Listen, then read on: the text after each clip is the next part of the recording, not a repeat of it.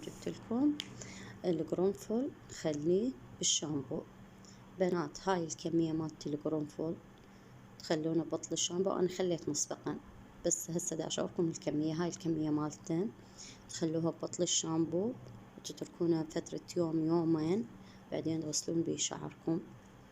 ما أقولكم بنات إيش قد بيه فوائد للشعر، ويقوي البصيلة ويقوي فروة الرأس، وحتى القشرة ما قشر كلها يشيلها من الشعر.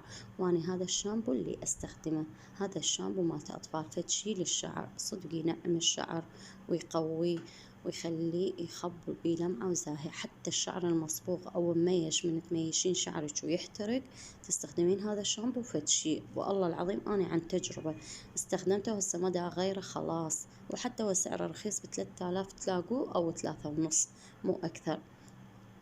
فاستخدموه، نصيحة لوجه الله، استخدموا هذا الشامبو فتشي، واستخدموا ويا القرنفل راح يصير عندكم فتشي حيل قوي للشعر وينبت الشعر ويقوي.